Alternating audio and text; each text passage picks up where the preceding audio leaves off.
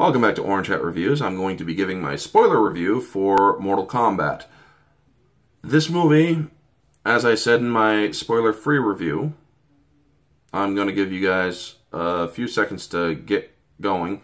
Go to my spoiler-free review if you don't want to listen to spoilers. Okay? Okay, now into the spoilers. You've been warned. There's a lot of lore violations in this movie. But honestly, it's not that bad if you ask me. I do kind of prefer it, but the stuff that I'm going to point out is the lore violations. Kung Lao and Liu Kang not even being related, yet they are also alive at the same time period. But they kind of made it out so Kung Lao was also, or there was an ancestor called Kung Lao of, well, Kung Lao. So that explains why there's another one alive now. Kung Lao was originally Liu Kang's ancestor. The dialogue between Liu Kang and Kung Lao at Kano to get his Arcana going, it's like, you guys were Shaolin monks, right? But yes, they were originally Shaolin monks, and it just seems weird and kind of odd. I do like that they did mention Reiko, the drunken fistmaster in the earlier Mortal Kombat games prior to Armageddon, and then but I don't think he ever showed up in the other Mortal Kombat games that they made after Armageddon. Sonya Blade being a trailer park girl, and she's like, I've lived here my entire life, you watch your fucking mouth. And it's like, so you're a trailer park girl, okay, weird. I honestly never pegged you for one. You're a Special Forces chick, that's usually what we all know about her. The Dragon Mark being a mark of the Chosen for Mortal Kombat to defend Earthrealm, but also it being a family mark that was passed down through Hanzo Hasashi's bloodline, Scorpion's bloodline.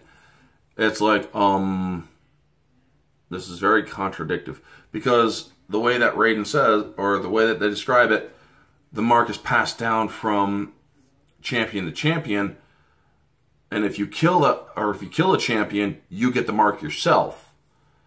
Now, if that's true, then Bihan, who's later known as Sub-Zero, killing Scorpion would have gotten the mark. Just saying.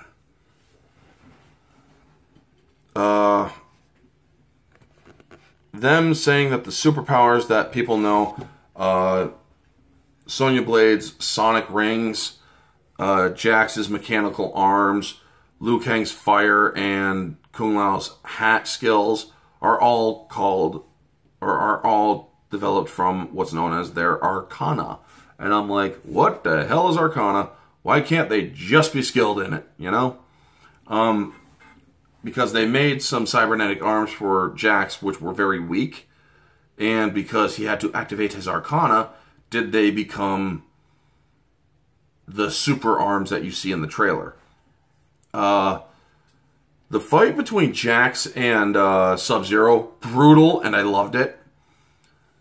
The fight between Scorpion and Sub-Zero at the end was brutal, and I loved it. It was a good back and forth. And then Cole gets into the fight, and it then becomes a one-sided because, well, both Scorpion and Cole took down Sub-Zero pretty efficiently. How Sub-Zero is able to, or how Cole is able to understand Japanese, that was weird. Because it's like, he grew up as an orphan in the south side of Chicago, you know? He literally said, it's like, I was an orphan in the south side of Chicago. Your ancestor was one of the greatest ninjas to ever walk the earth. Raiden tells him. Tadanobu Asano is Raiden. I liked it, but it's like, yeah, he's very pessimistic in certain scenes, but he's also it belies a wisdom behind the pessimism, you know?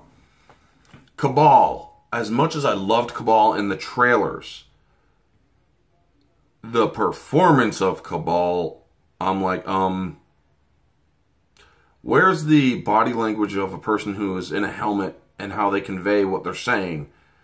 Usually you see that, but there was very little of that when it came to Cabal. Him fighting at super speed was freaking awesome. It showed how deadly he is, especially when Liu Kang fires his fireball at him and he just slices it to ribbons in front of him and it doesn't harm him. But the fatality, the one thing I didn't like, because I also put on subtitles sometimes, Bihan, when he says for the Lin Kuei, he said it in English when he was only speaking Japanese to Hanzo's wife and child, and he then speaks Chinese, but when he says for the Lin Kuei, they literally translate it for the Lin Kuei, but he said it in English. And I'm like, okay, that was kind of odd. And how Cola's understanding of Japanese is also kind of odd. But the introduction of Scorpion finally coming in was great. You see sprinkles of him in hell throughout the film. He's trying to contact Cole. Or you literally hear him say, "Release me." And you see the knife that he used, or of his wife that was used.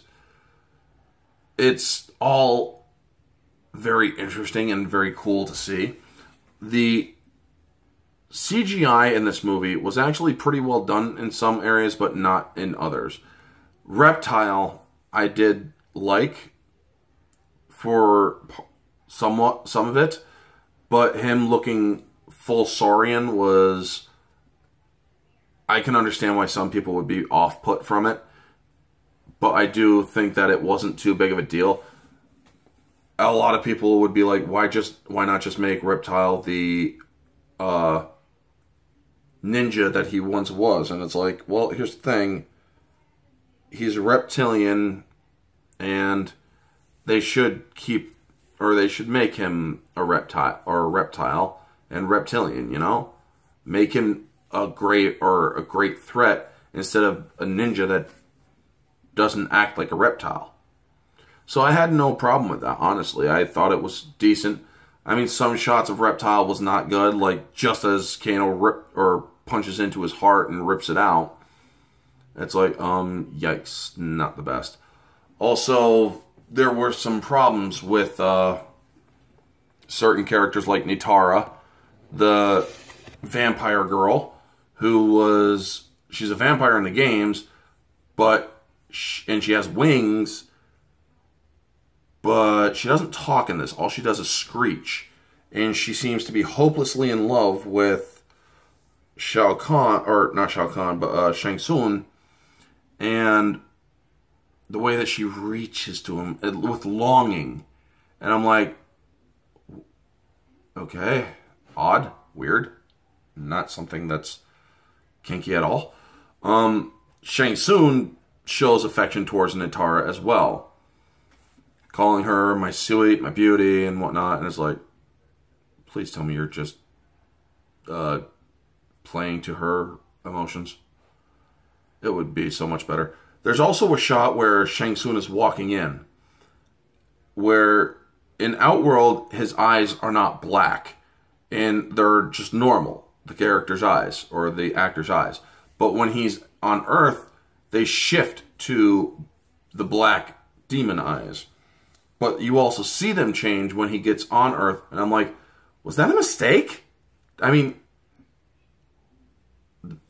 I honestly think that they should have just, when he's automatically coming through a portal, his eyes should be black. Like, when he's on Earth realm, he cannot sustain the full illusion of him looking normal, you know? Or they should have just kept his eyes black all throughout the movie. It would have been a lot better if they did that.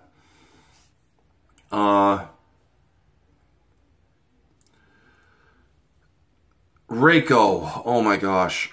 I loved Reiko in the games. He was a hard character to beat in the games, like Mortal Kombat Armageddon. I struggled to beat him a lot. He was never a hulking oaf like he was in this movie. That was a big mistake to make him like that. He was really skilled in the movie, or in the games. They should not have made him just some hulking oaf with yellow over his face instead of the black and lensless eyes. I would have preferred that because it would have been like, yeah, that's a better look, you know? That's the Outworld look. But obviously they felt that they wanted to make it different. Melina's mouth was just god-awful CGI, and I wasn't a fan of that at all. I wasn't feeling Melina in this one. The Kano's eye was never established that it was cybernetic when he got it. When he develops it from his Arcana, it's like, was it cybernetic, or was it just his normal eye able to just shoot out a laser? Well, here's the thing, folks. Sonya throws acetone at it, and it shorts out, and it's like, it's sparking and stuff like it's an electrical thing. And I'm thinking, how is that not burning his face?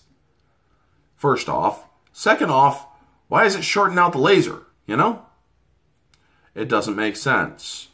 There was a lot wrong with this movie. Also, the floor. After Scorpion disappears, after he and Cole have defeated Sub-Zero, he basically thanks his descendant and says, "You have freed me from the Nether Realm. Look after my bloodline." And then he just disappears. And then Cole turns to his family. The floor is a mat. It is a freaking carpeted mat that you turn, instead of being frozen ice and whatnot, he turns on his heel, sort of, and you can see that it is material to look like a frozen floor instead of being set dressed like an actual frozen floor. That, I'm like, you can't be serious. But overall, these are just the objective gripes that I had with this film. And I honestly think that if you're not looking for the mistakes, you may miss them. Some people will like this movie subjectively. Others will love this movie subjectively. Me, as a moviegoer, as a general moviegoer, I thought this movie was entertaining. I will be 100% fully honest. As a moviegoer, without just turning my brain off to watch this movie, I thought it was good. But as a person who is subjective as well as objective in their reviews, this movie does have problems. That is why it got a 6.5 objectively. It passes by the skin of its teeth, but it's also a failure. Where subjectively, I put it at an 8 to 8.5, and moviegoer, it's a 9 to 10. Folks, Mortal Kombat had great trailers, but bad execution. Anyway, folks, that is going to be the spoiler review. I hope you all enjoyed this video. If you did, feel free to like, comment, subscribe, share, all that jazz. Stay tuned for tonight. I have the Galactus versus Unicron versus stream coming up, and I hope you all will tune in. It's going to be 9 p.m. Eastern Standard, so definitely tune into that, and I will talk to you all later. This has been Orange Hat Reviews. Leave your comments and spoiler comments in the comment section below. Stay humble.